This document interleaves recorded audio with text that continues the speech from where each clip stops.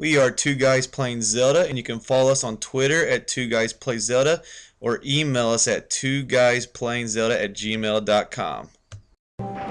This is part 3 of our walkthrough of the Earth Temple in Skyward Sword, and I'm a huge fan of this chunk of the walkthrough because you see this giant dragon basically that wraps its way around this entire chunk. It's a cool image. It's a really cool image, cinematic, whatever you want to say right there. But yeah, it is. That thing is huge. It is, and you see it in room and room and room. It adds some continuity, I guess, to it. Yeah, And kind of goes through this whole last part of the dungeon, really. Yeah, and eventually it's gonna. And I love this part coming up right here. Oh yeah, and see, we just got the boss key right there.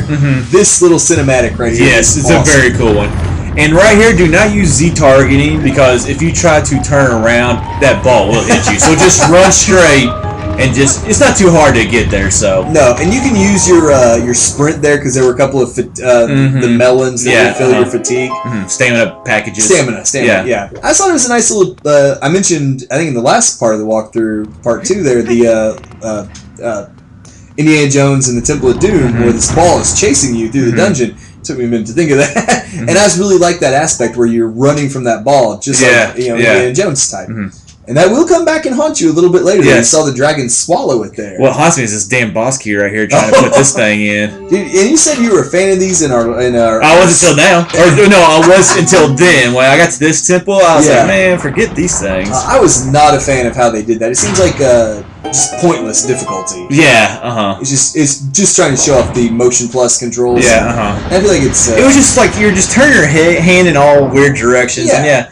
And I still am a big fan of it though. I really do like it. It's different. That one was tough, and they get tougher throughout the game. But I mean, it's something that's different in a Zelda game. You just don't go up and push A. It is. It's an extra element that I like.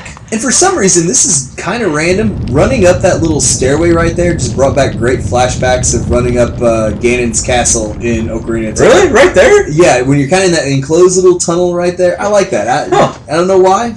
But for some reason, that kind of stood out to me. I didn't really get that, but to each their own, I guess. Yeah. Everybody has their own different memories. And here's the lovely girl who lives in our sword for some reason. Man, they really had Zelda bound up if they're using a chain like that. Gosh. It's a little girl. Come on. Yeah, it's a little aggressive there. Well, she escaped though. Gear him or whatever. She escaped though, so I mean, I guess they underdid it.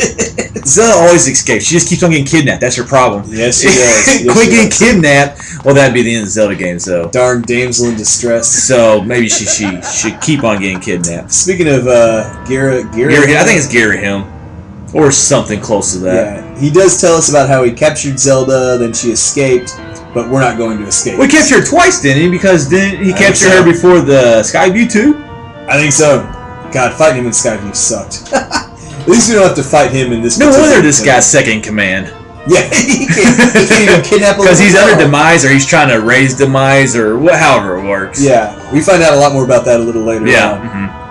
But I did kind of like the boss fight we're eventually going to fight in here. It's a little bit of a throwback to Dodongo's Cavern. Yeah, But a very similar boss fight, really. Yeah, where you're throwing the bombs in his mouth. Yeah, Spoiler alert.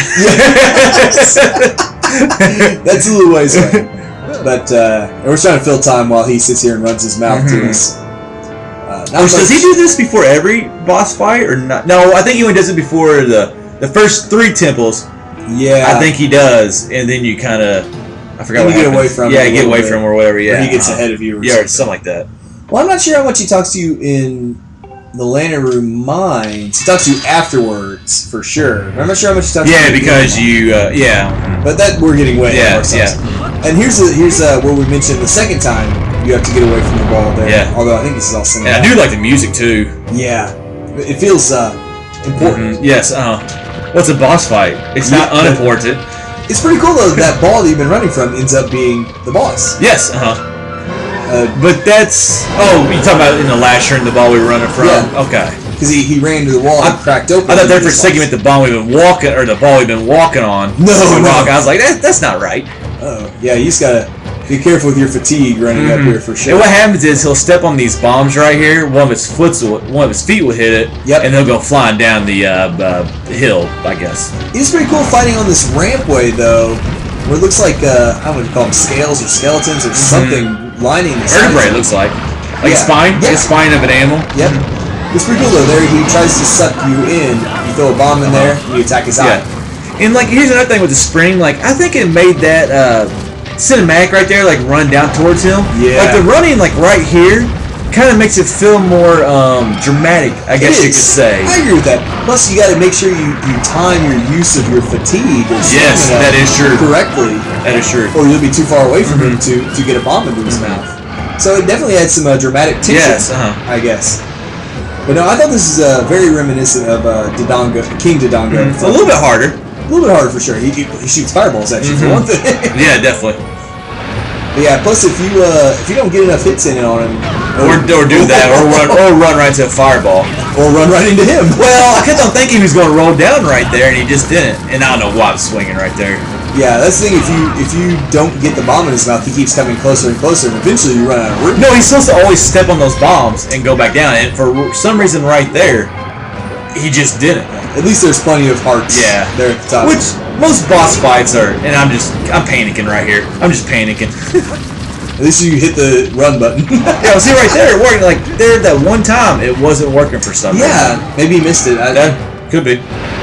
But yeah, in general, you can either throw them or roll them. We saw we did the bowling ball throw on that one. And you'll see his eye kind of goes like, not right now, but later on, his eye will kind of go from side to side. Yep. I find that if you just swing your sword horizontally like crazy, it hits it no matter what usually. Yeah. Because you saw it was on the right side that time. Yeah, but usually if you just swing like crazy, which I am a big fan of, swing your sword like crazy in some games. You can see it's all the way over on the other side. If you just swing like crazy, you'll hit it. You get it every time. Yeah. I mean, you may miss one or two. Yeah. But it's pretty cool though when he like elevates himself that high, you can run right under him, like you just did right there. They got to the side and avoided him rolling back down. Not really too hard of a boss fight if you know what you're doing. Really isn't. And there's enough bomb flowers along the sides too. If for some reason you run out of bombs, which you shouldn't, but if you do, there's enough items to pick up that you can recover. Definitely. And as we saw just earlier, plenty of heart pieces. Yes. And if you just repeat that process a couple of times and don't panic like we did there for a minute, I remember this boss took me a long time the first time I fought him, but like I beat him the first time. Yeah. It just kind of took me a while to figure out like how to do it. Yep. And once you do, it's a pretty simple pattern. But you're right. I mean, it might take you a second or two to do it. I find that with most bosses, if you kind of just, like, if you're patient at first and kind of sit there and think about strategy, most of them you can beat on the first try. Their pattern will eventually reveal itself. Unless it's the Moldorm or whatever from the Tower of Hera and Link to the Past. Although I never died, though. You may never die. We definitely fell off a few times. But yeah, now we've collected our piece of heart. We're just going to make our way back to the top of this long ramp. And then next we'll make our way back up to Skyloft, where we'll go inside the statue and put the tablet in, which will open the way up to the desert. And then the desert, of course, will eventually lead to the third dungeon, which I think is Lena Mine. Yes, if I'm not mistaken. Very fun dungeon. We'll get some items to get in between there. We do have some items to pick up in Skyloft. But this wraps up our walkthrough of the Earth Temple.